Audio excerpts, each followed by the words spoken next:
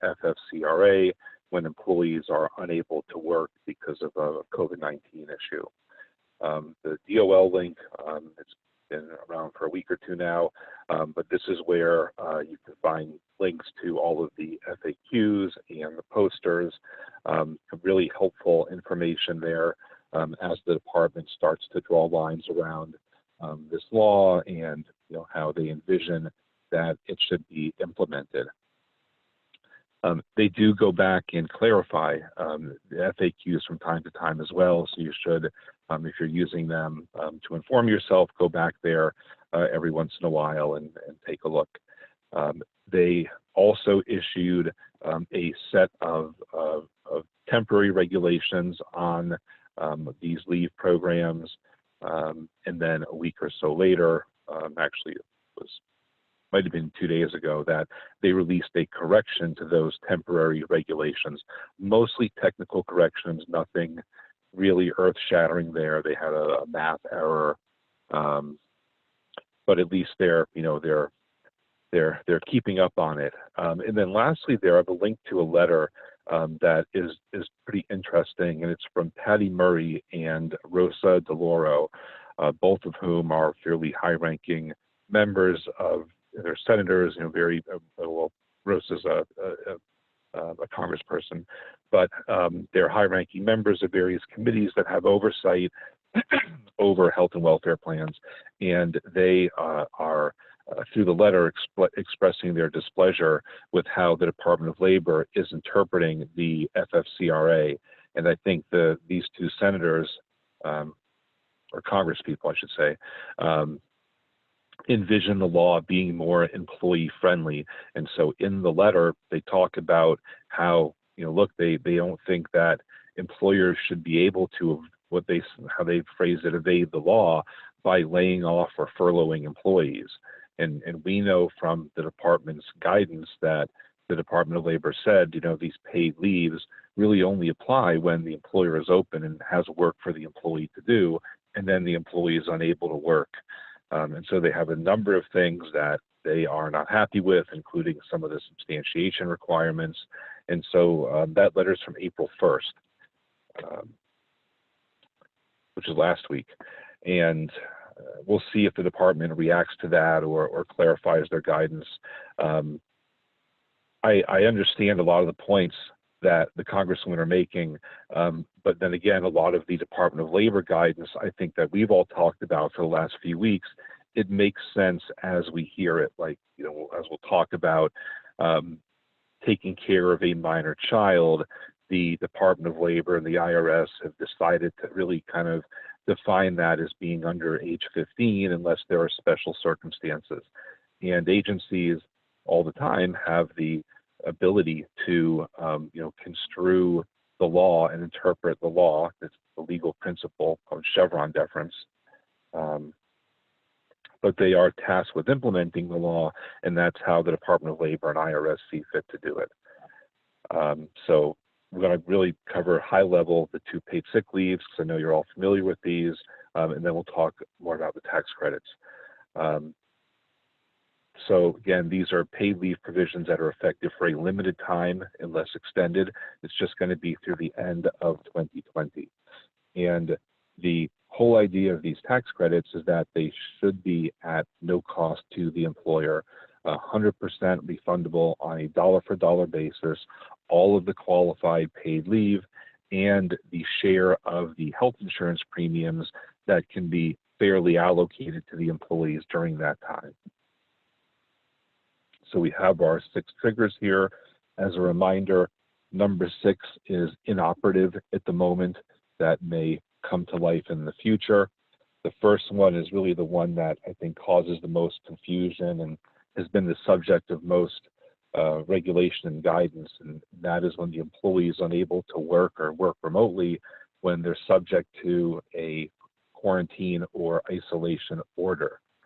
And again, the Department of Labor really seems to be focusing in on this being an order and not so much an advisory, unless it's specific to a group of individuals. So what I guess the bottom line with the state orders is, and the local ones as well, you have to really read it carefully and see exactly who it's applying to and how it's worded. Is it an order or an advisory? It may make a difference. Are the employees essential, and so on? It's very fact sensitive. The second one we know is when someone has been, or the employee has been advised by a healthcare professional to self-quarantine due to concerns related to COVID-19, like being presumptively positive or being particularly susceptible to COVID-19 complications or something like that because of a compromised immune system, or they may just have COVID-19 and have to self-quarantine. Number 3 is the person symptomatic, and then 4 and 5 are the employees caring for others, and we'll flesh those out a little bit. We know that the paid sick leave provisions intended to come first and pay up to 80 hours of sick leave, which is really the also corresponds with the 10-day elimination period under the Emergency Family and Medical Leave Act piece. The paid sick leave, the 80 hours, it is in addition to other leave provided under state or federal law or the employer's existing company policy. And then the other component to this is the expanded FMLA, where as long as the employee has worked for you for at least 30 days, if they need time off to care for a minor child who's unable or whose regular school or daycare provider is unavailable, then they also qualify. This is the one and only payment trigger for emergency FMLA. It's simply caring for a child whose school has been closed or their regular provider is unavailable. And then the IRS has narrowed this to children under 15 unless special circumstances exist that require a need for the employee to care for the child during daylight hours. And again, this FMLA piece is basically just a continuation of item number 5 under the emergency paid sick leave provision. Now, in terms of using paid leave, you can allow employees, if you, as an employer, to use paid leave during the FMLA 10-day elimination period, meaning you can allow them to supplement their paid sick leave that they're getting under the emergency paid sick leave provision. And then once they begin emergency FMLA, you may require the use of paid sick leave, and the paid time off can run concurrently with the FMLA provision.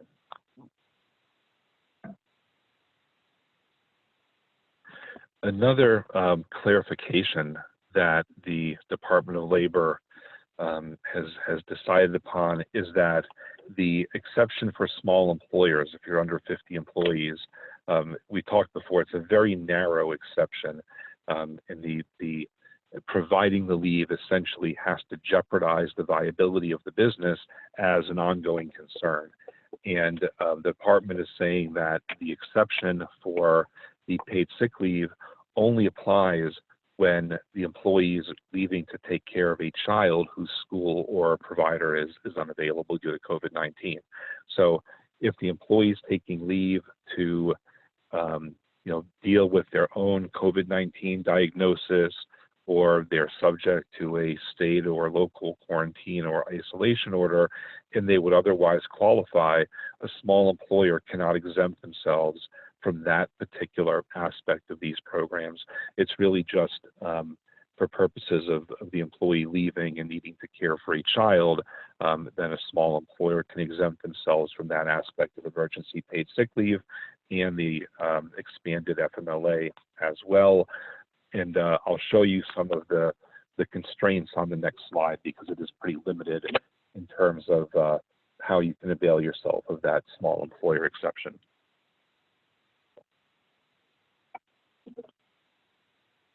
Also want to talk about, pardon me, the healthcare provider and emergency responder exception.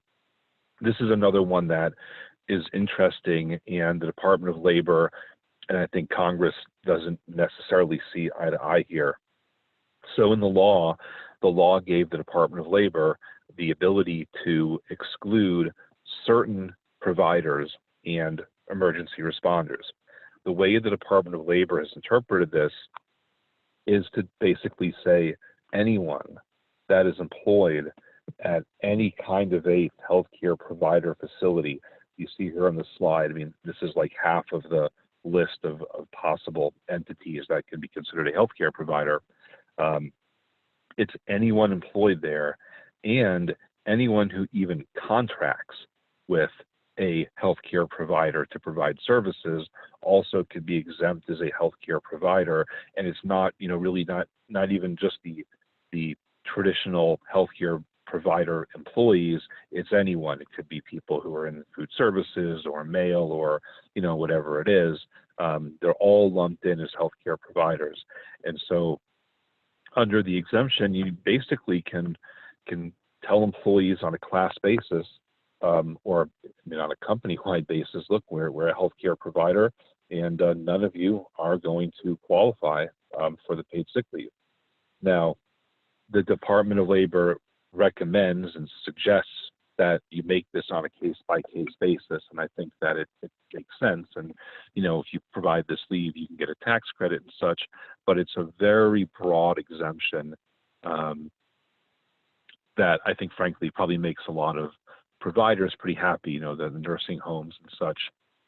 I think we're very concerned about this type of provision, and this is one area where Congress is really upset. I think, or at least the two congresswomen that were authors of that letter, they feel that this is just kind of unsupportable by the law to be so broad. So we'll see if this one gets dialed back at all. The 50 employee or the small employer exemption, less than 50 employees, again, it's pretty tight. The unauthorized officer of the business has to determine that one of these three situations will occur if they end up having to provide the leave. So, and again, this is the type of leave that would only really be provided to an employee who's leaving to care for a child. The other types of leave you cannot get an exemption from as a small employer.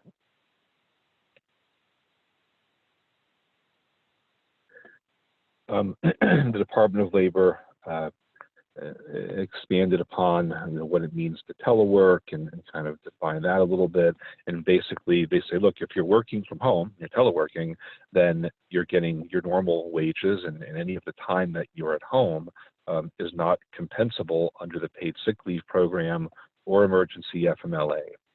And they kind of say, look, you're unable to work or telework for a COVID-19 qualifying reason if your employer has work for you, and then one of the enumerated COVID-19 qualifying reasons prevents you from being able to do that work.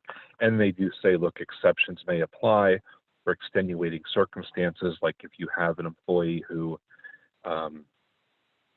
needs to work from home, and it has to be during certain hours, and there's a power outage during some of those hours, the employee could be deemed unable to work or telework because of a COVID-19 qualifying reason. But these are, very facts and circumstances sensitive.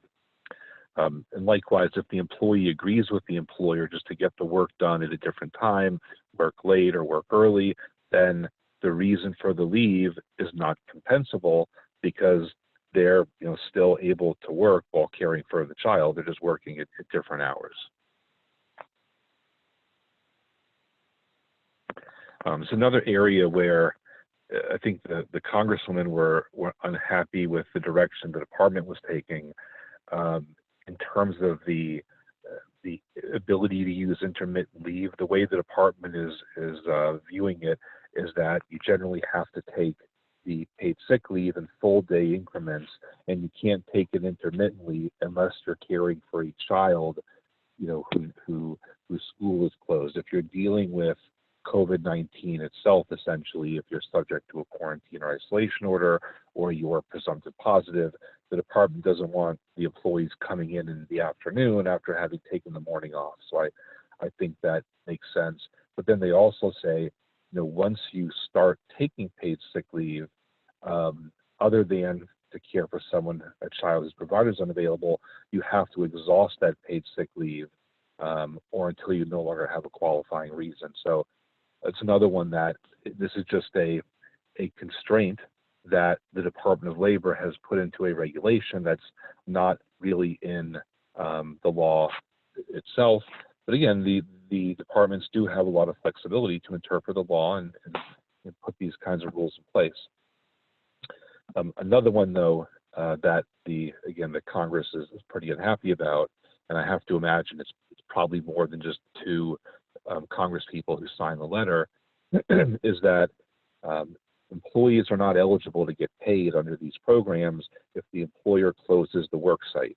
And even for a short period of time, although they remind employees that you might be eligible for unemployment, you're not eligible for, frankly, these paid sick leave benefits, or if they're laid off or furloughed.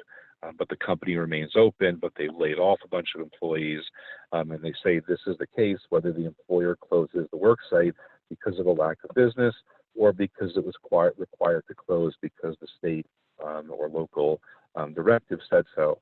And this one you can see both ways. Congress is trying to say, we're trying to get money into the hands of employees, and so, if you're laying them off, it's essentially related to COVID-19. Maybe it should be payable, and then you can be refunded through this program.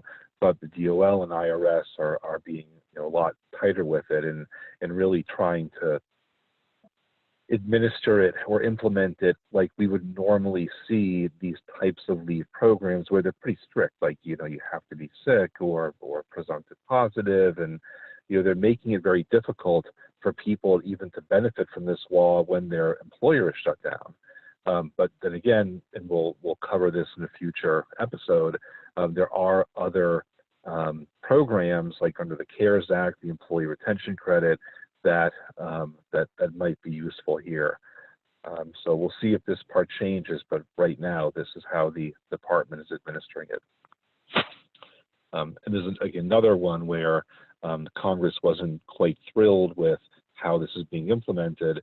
The Department of Labor said you can't use this paid sick leave solely because hours are reduced, even if the reduction in hours is somehow related to COVID-19, like work was slowing down or something like that.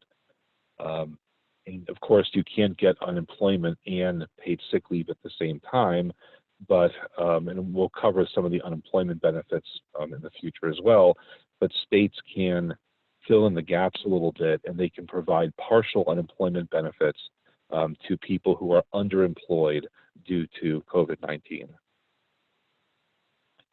We mentioned you have to continue to provide group health plan coverage. And so now let's talk about substantiation and what you need to do to receive the tax credit and how it works a little more operationally. So the way that this is envisioned to work is that it is kicked off by the employee. The employee has to submit a written request to the employer that provides the employee's name, dates or date for which the leave is requested, the qualifying reason and support for that reason, and then a statement that the employee is unable to work or work remotely because of that COVID-19 qualifying reason. You can develop forms for employees, and you probably should. And I think also in a situation where the employer should recognize, when this leave is applicable and provide forms to employees who maybe verbalize that they have a need for this kind of leave.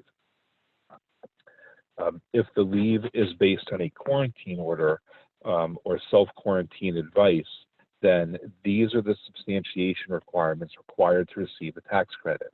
And one other thing that the Department of Labor has said is that if the employee doesn't give you enough information for you to get the tax credit for for the paid leave, then you don't have to provide the paid leave. You only have to provide it if you're able to get the tax credit. And so here's what the IRS wants you to get for substantiation if leave is based on a quarantine order or self-quarantine advice. Name of the governmental entity ordering the quarantine, or the name of the healthcare professional advising self-quarantine. And if the individual is not the employee, that person's name and relation to the employee. So you see here in the middle one, it's not a doctor's note. It's just the name of the healthcare professional. So the employee can basically say, look, my doctor, regular PCP, Dr. So-and-so said that I should self-quarantine because I had significant exposure to COVID-19, something like that. You don't actually need a doctor's note. And because these are the enumerated IRS requirements for substantiation, I don't really think you should go beyond these and get a doctor's note. And I think there's some guidance on the DOL side too, and also happens to be another subject of that letter I've been mentioning, where Congress wasn't happy with the extent of all of the substantiation requirements. Again, I think they thought this would be a little easier. We know that the folks down in DC never had to do anything like run an actual balance sheet. So we have to forgive them.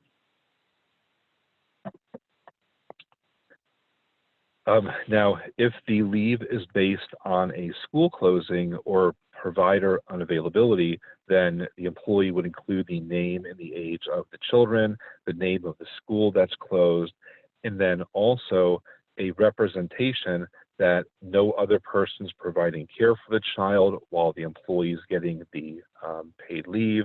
And if the employee can't work or work remotely because of a need to care for a child older than 14 during the day, then a statement that special circumstances exist. So again, being a little more rigid with these leave requirements, which I think a lot of employers are probably relieved about. Other documentation that should be maintained, really anything showing how you arrived at what you are paying employees who qualify for the credit, including any work records or telework records to the extent that you can. Showing how documentation showing how you determine the amount of health plan expenses that you're allocating to the wages, and we'll talk about this in a couple of minutes. Then if you are requesting an advance of credits because your withholdings aren't enough to cover your leave payments under the law, you can submit a form 7200 in order to get an advance of those credits, and obviously you'll need to maintain that documentation to substantiate your eligibility for the credits. Also, maintain copies of your Form 941, which is the employer quarterly federal tax return. And this is where the employer reports income tax and Social Security and Medicare tax that gets withheld from the employee wages, as well as the employer's own share of FICA, of Social Security and Medicare, the 7.65%. So again, the whole idea of these leave payments is that they should be no cost to employers, fully refundable and advanceable tax credits by way of the payroll tax. So you can receive a credit for not only the qualified leave wage payments, but the expenses for keeping the health plan in place and your share of the 1.45% Medicare tax that you would normally pay on those wages. You are not subject as the employer to Social Security tax on those wages, and the credit is allowed against the employer portion of Social Security taxes on all wages and all compensation paid to all employees, not just the ones who are getting the leave. Obviously, that wouldn't amount to very much, so the credit is allowed against any of that, those taxes that you would submit to the government based on what you pay to all employees. And then again, if the amount of the credit exceeds the taxes, then the excess is treated as a refundable overpayment. So, if you're entitled to a larger credit than the amount of taxes you would pay over to the government, you can get, or you will get that treated as an overpayment and as a refund. So in terms of what you can withhold and retain are the federal income taxes that you withhold from employees, the employee's share of Social Security and Medicare, and the employer's share of Social Security and Medicare with respect to all employees. So there's a lot, I think, of tax revenue that can be used to pay out these leave payments. And that, coupled with the delay of having to pay quarterly taxes, I think they're envisioning that it might be easier for employers to make these payments.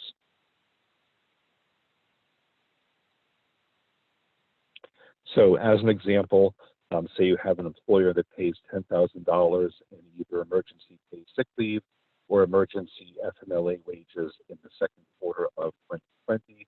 It doesn't owe any of the regular Social Security tax on that $10,000, but it does owe 1.45% Medicare tax, which is $145, and therefore its credit is $10,145 that can be applied against any federal employment taxes that the employer is liable for in the second quarter of 2020. And we'll talk about, the fact that the payments under this program are still taxable to employees, and you still need to do your regular withholding on the employee's share of FICA when you pay qualified leave. So qualified health plan expenses, they're defined under Section 5000B1 of the Internal Revenue Code, which is basically the same definition that we use for COBRA, or it is the same definition we use for COBRA. And this would include medical, dental, vision, most EAPs, health FSAs, health reimbursement arrangements, including ICRAs, and many on-site clinics. It does not include the qualified small employer HRAs or HSA contributions. And then you can allocate contributions made to an HRA or a health FSA by using the amount of contributions made on behalf of that particular employee.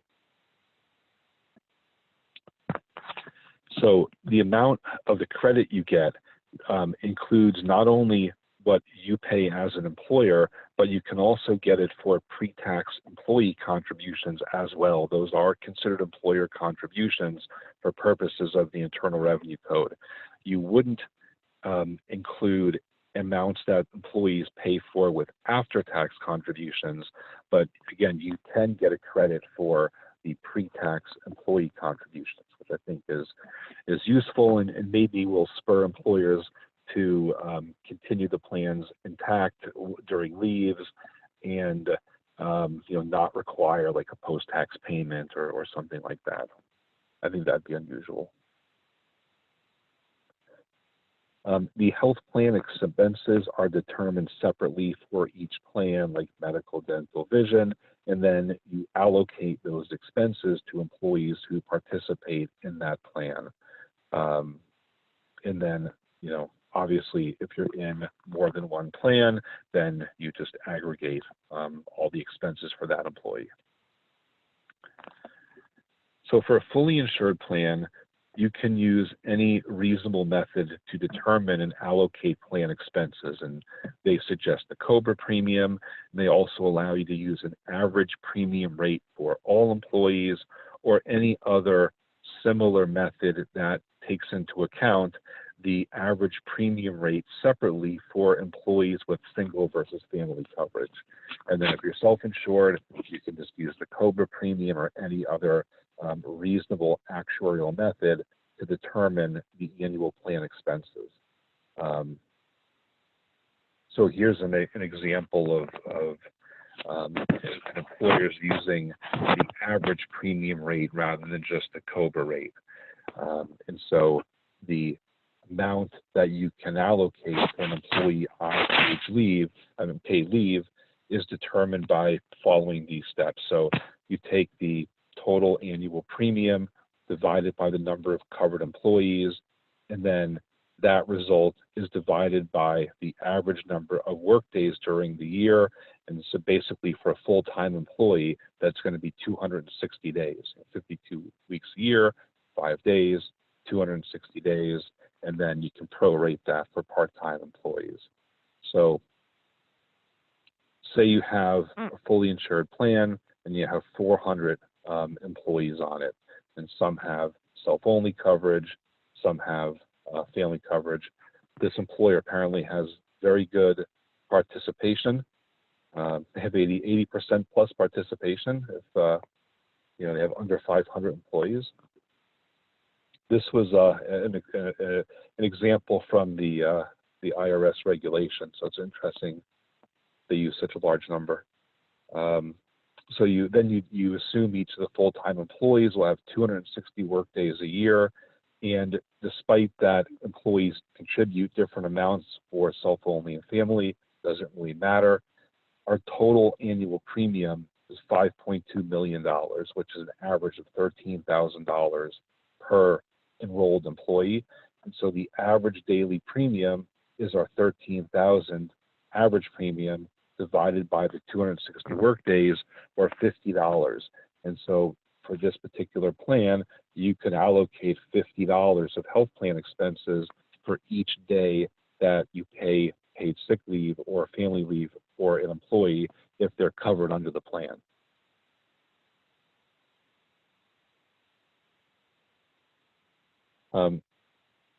This is a nuance of the law where, to prevent double dipping, the amounts of the credits that the employers receive are included in their gross income, but then of course the payments that are paid out are treated as a deductible business expense. So all this is doing is just saying, look, you're not going to get free money and get a deduction for it. The money is going to be income because you're going to get a deduction for it when you pay it out.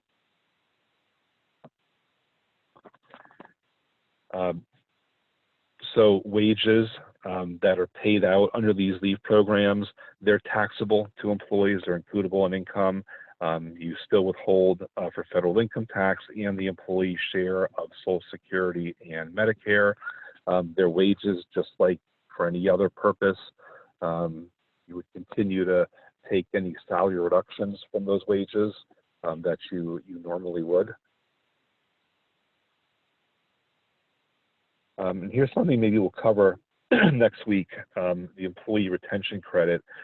So we often get asked about the interrelation between some of these payroll protection programs and the paid leave programs under the FFCRA, and you may get credits for both the paid leave and the CARES Act employee retention credit, just not for the same wage payments.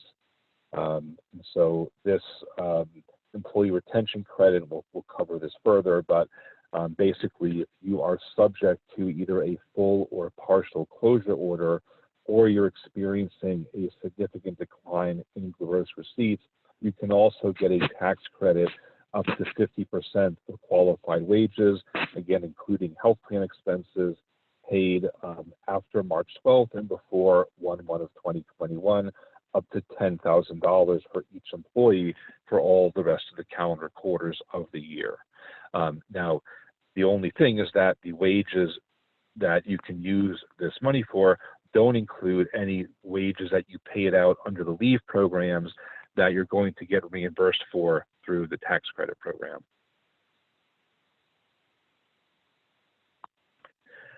You can also get tax credits for the FFCRA leave and also participate and receive a small business interruption loan under the CARES Act.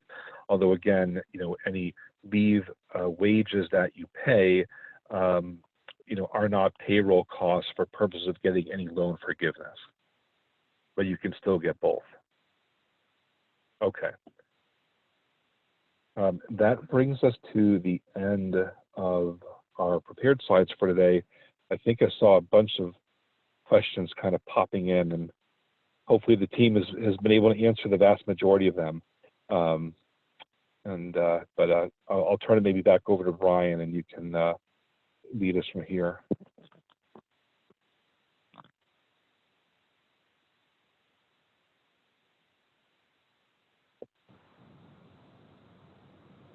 Are you there, Stacy? I am here. Perfect. Okay, so a couple of questions. Will a company receive the tax credit if they maintain the health plan for furloughed employees? They have to be, well, the tax credits for maintaining the health plan only apply when you're also paying wages to employees under these paid leave programs. So if they're furloughed, they're not going to be eligible for the paid leave programs, so you wouldn't be able to get this tax credit under these particular programs. I think under the employee retention program, or and there'll be some other ones we'll talk about, there might be some relief there, but it's not, pardon me, it's not eligible for a credit under the CARES Act because it's not for a COVID-19 qualifying reason. The company has to be open and have work for the employees. If they're furloughed, they generally don't qualify. Thanks. Are you able to confirm that 501c4 organizations are not eligible for these tax credits under the CARES Act? I don't know. I have not researched that particularly, but I know, generally tax-exempt organizations that have to pay payroll taxes, they would be eligible for this credit. It's not an income tax credit. You don't need to file a tax return to claim it. Just to be subject to payroll taxes. So should be able to. Okay.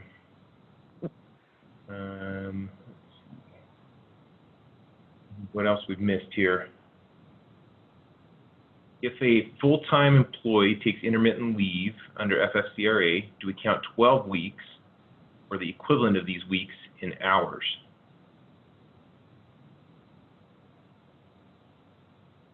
That makes sense. I'm not. I think so. I think you just count the weeks. Okay, so if they're intermittent though, so are we counting hours or are they still limited by a number of weeks? Oh, sorry, intermittent.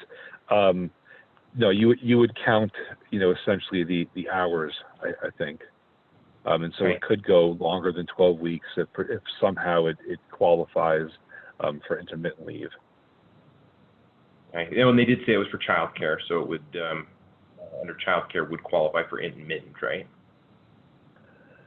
Yes. Yeah, there's certain leaves that don't qualify for intermittent, like if you actually, you have COVID, and you can't work from home, right? If you can work from home, you could take it intermittently. You might be too sick half the day to work, but then the other half you could work remotely. Then it could also be taken intermittently. Okay, along those same lines, somebody's asking if they take if they're on intermittent sick leave, and the 80 hours is still limited to a 2-week period. Some questions with the emergency FMLA leave it even if offering intermittent leave has to be taken within a 10-week time period. So it could be extended beyond that two-week period, right? Those 80 hours. I'm not sure. How. I have to think it through about whether intermittent leave, I guess, is probably available for the paid sick leave as well for one of the available reasons. I'd have to kind of look at it a little more closely. Okay.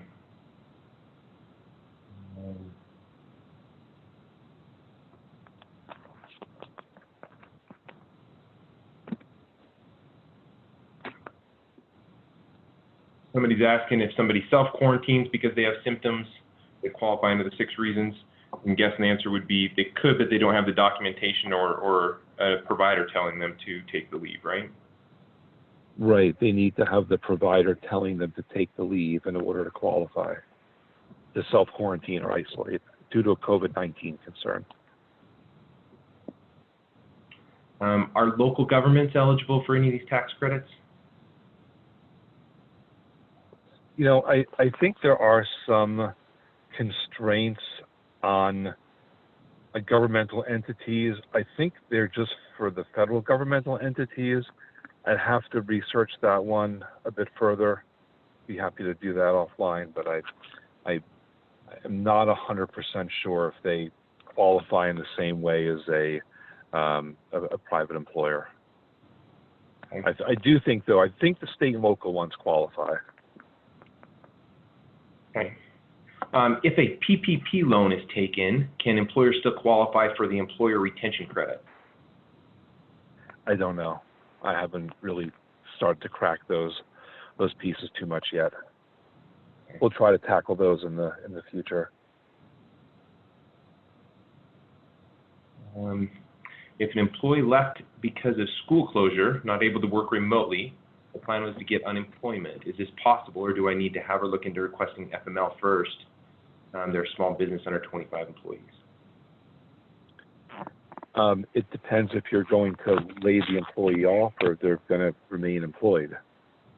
You know, if you're going to lay them off, then they would go to unemployment. If it's for a paid sick leave qualifying reason, and they're going to remain employed, and you continue to have work for them, then they would be handled under the paid sick leave program. Okay.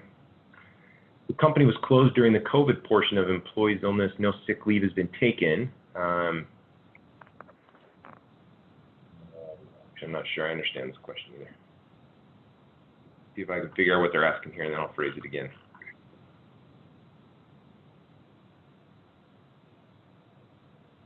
Sean, do you want to mute the other moderators and let them ask any questions they've got in here?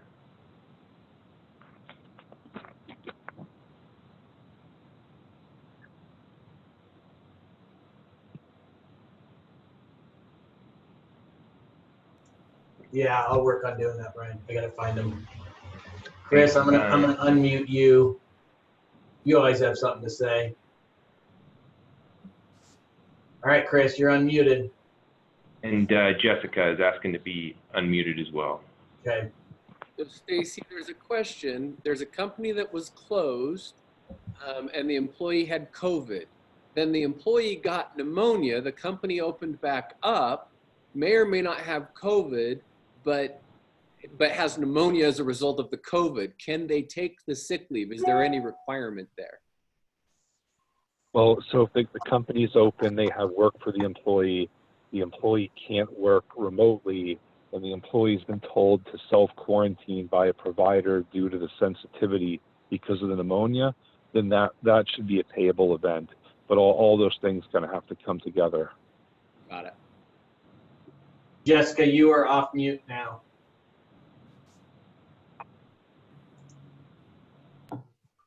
Hey, Stacy. So we are on the border of Idaho and Washington. We're a 20-minute stone's throw away. And so we have a disparity in the stay-at-home orders. Washington has extended the stay-at-home order until May 4th. But as it sits right now, Idaho is only in force until April 15th.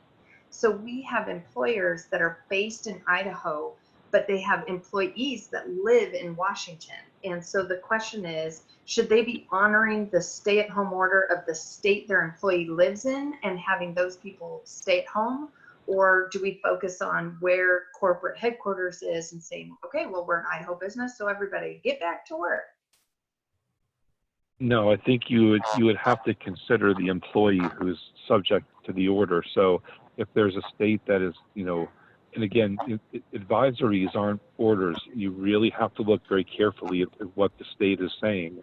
But if the employee is ordered to be home because of the state, and the employee is non-essential, and the employee then can't get to work at the employer who's otherwise open across the state line, then that employee should be able to be compensated under the sick leave programs. He's subject to a state quarantine or isolation order. Yet if it's an order and he really can't leave to get to work because he's non-essential, then that should be compensable. Okay. You got to look at the orders. Okay. And I think that relates to both Catherine and Lavinia's questions as well. So hopeful that that answered those. If not, please chime in again and we'll ask.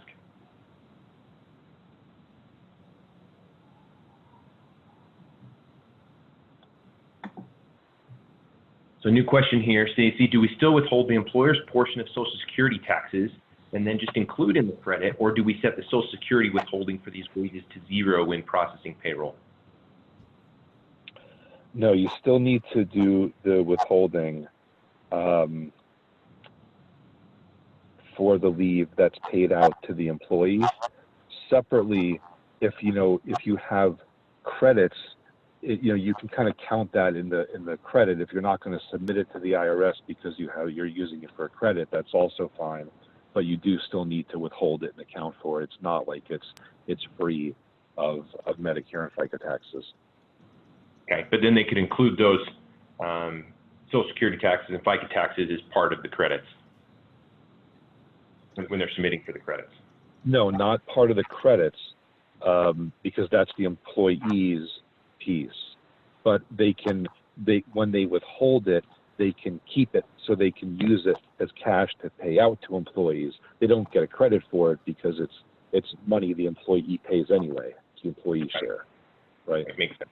They do get a credit for the employer's share of Medicare, and I put that on one of these slides. Yeah, pardon me. You don't owe the employer's share of Social Security, but you do owe the employer's share of Medicare taxes on the paid sick leave. Okay. Somebody's asking about the health tax credit, and they're asking, do they estimate the annual premium for 2020? If they don't know how long an employee will be covered, do they just make an estimate?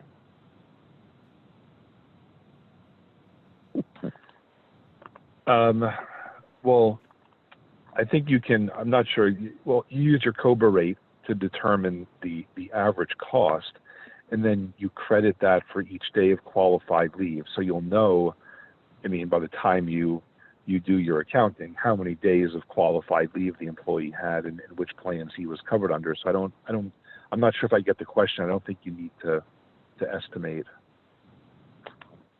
Yeah, I think you're right, because the credit's all going to be requested at once, so you'll already have known how long they've been out.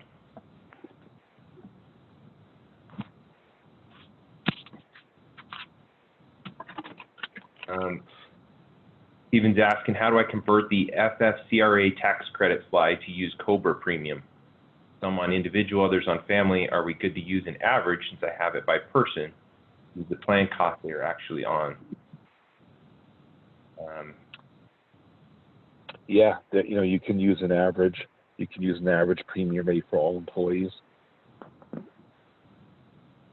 I have that slide up here.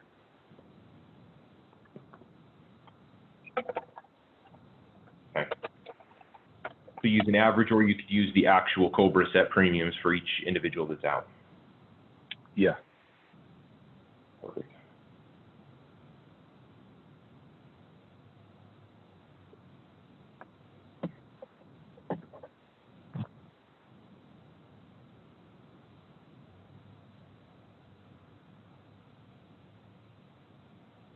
All right, anybody else have questions?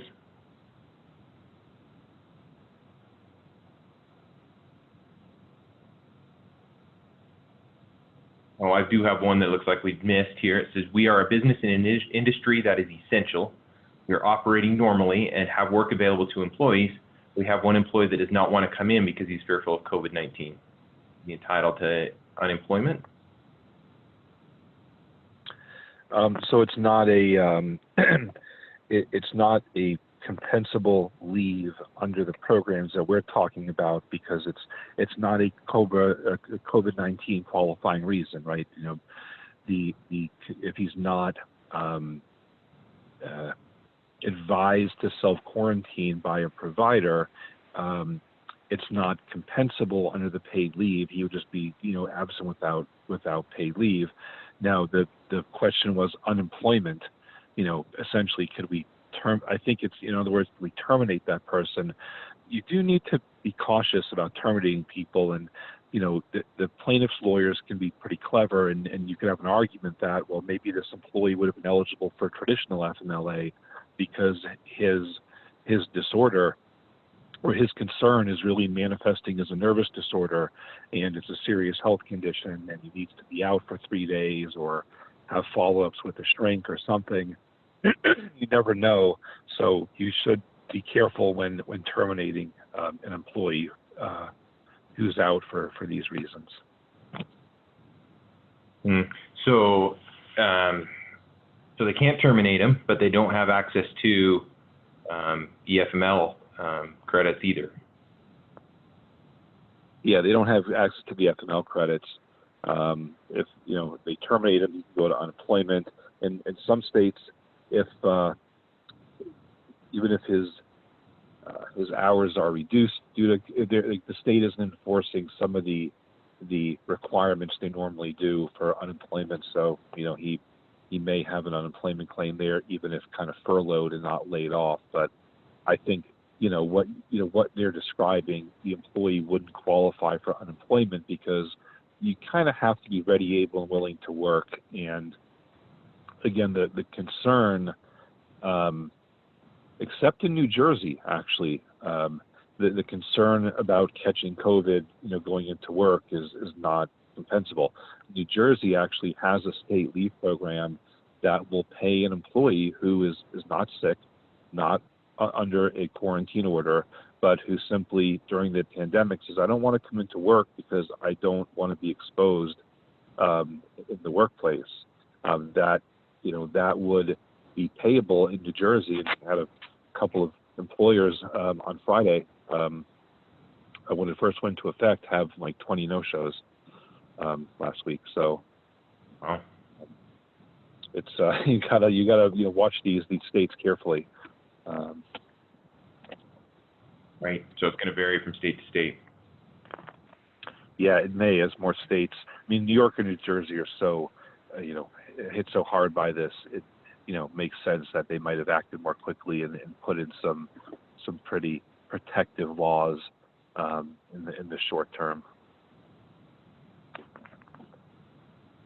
Somebody asking, do caregiver qualifications mimic traditional FMLA in that the person you're providing care must be effectively incapacitated or unable to care for themselves? No. The caregiver definition, it's anyone who lives with you or who would really kind of reasonably rely upon you as their primary support. Like it could be an elderly relative, who relies on you, doesn't live with you potentially. And then the other piece about whether that person has to be disabled, has a serious health condition, I don't think that is part of the equation, because the person has been told to self-isolate, essentially don't go outside because of your susceptibility to COVID or because you have it or you're presumptively positive. And so the employee would say, well, I need to go out and get supplies for that person, or go to the grocery store and do whatever. That person, I don't think, would have to meet the serious health condition parameters under traditional FMLA. Okay. Can you talk just a little bit more on that item number 1, where it talks about unable to work due to a state mandate or isolation order? It seems like there's a lot of confusion around this, in that many states have issued, stay-at-home, not orders, but guidance, right? And so I think there's a lot of confusion on what should qualify. So can you give some examples of what would actually fall into that item number 1 category? Yeah, it's hard to say, and it's true that you have to look exactly at the state order. But like a state could say, well, I think the example that was used was, well, let's say you have a state that orders all non-essential employees to stay home. Do not go out, and it's an order. And the employee, though, works in a neighboring state who doesn't have that type of order. The place is open for business. It's a supermarket. Well, maybe it's a bad example. I mean, so let's just say the employer is open for business, and it's a manufacturing plant, but it's not essential, and the employee is not an essential worker. But the plant is open. They have work for the employee, and the employee can't do it remotely because he has to be there to put the widgets together. That employee would be able to be paid under item number 1 because he's ordered by his state to stay home. He doesn't meet an exception. He's not essential, and his employer in the neighboring state is open and has work for him. That's an example of the Department of Labor's interpretation of how they're implementing the law. The employer has to be open, has to have work for the employee. The employee can't work because of a qualifying reason, which for this employee is he is literally ordered by his state to stay home, not advised, unless it's like an advisory. The state might say, well, we're advising everyone over 65 to stay home. Then if you're over 65, you could say, well, look, that's kind of an order for me. You have to read it carefully, and again, really depends on exactly what they're saying. But we're seeing a lot of states, they're not orders, they're advisories, and that's one of the things that the congresswomen were mentioning in their letter. Is they were saying, like, look, this really should be a little more expansive. I mean, when the state doesn't want to say we're going to give a reason for you to get a ticket or get fined if you go outside, but we're strongly advising and recommending you don't go outside, shouldn't that qualify if the employee says, look, I don't want to go out. My state is saying we strongly recommend. They're not ordering me. I'm not going to get shot if I go outside, but they claim me to stay inside. I don't want to go to work. I think that should qualify. But again, you really have to look at the facts and the language of the order. But I think that's best I can do as an example on short notice for number 1. I think that's great, and I think it illustrates well the conflict between the state's guidance and how it fits in with what the federal regulations are on these laws. So I think that we've exhausted our hour, and we're so appreciative of your time, Stacy, and thank all that have participated. And with that, I think we'll close. Well, thanks, everybody. Have a great weekend, and talk to you again soon. Thank you. Take care, everybody.